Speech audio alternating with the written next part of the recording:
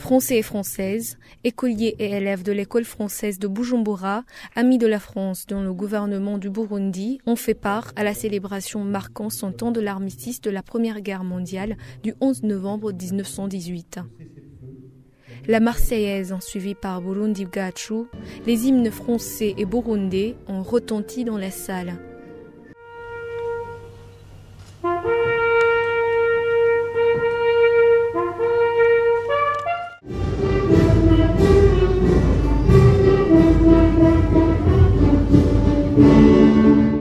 Des cérémonies organisées ce vendredi 9 novembre par l'ambassade de France au Burundi.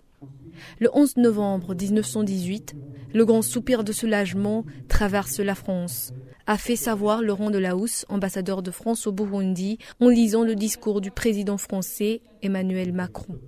Le 11 novembre 1918, un grand soupir de soulagement traverse la France. Depuis Compiègne, où l'armistice a été signé à l'aube, il se propage jusqu'au champ de bataille.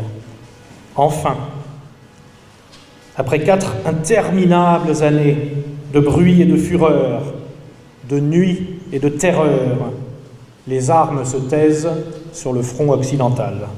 Le passé devrait nous servir plutôt de leçon pour savoir comment gérer pacifiquement les conflits, indique Bernard Nahiraja, assistant du ministre burundais des Affaires étrangères.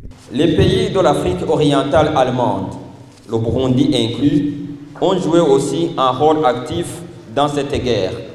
Il n'y a aucun intérêt à ressasser le passé pour nourrir les mauvaises idées et les rancœurs qui ne mènent nulle part, mais plutôt le passé devrait nous servir de leçon pour savoir comment gérer pacifiquement les conflits qui surgissent dans les différentes régions du monde.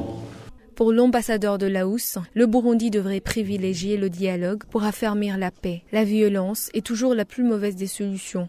Pour le cas du Burundi, il faut avant tout rechercher le dialogue aux difficultés du pays, aux désaccords entre les hommes et les femmes qui sont actifs dans ce pays. La violence est toujours la plus mauvaise des solutions.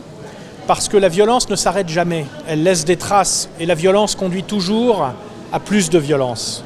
En Afrique de l'Est, la Première Guerre mondiale a emporté la vie de 300 000 personnes. En France, cet événement sera célébré dimanche 11 novembre.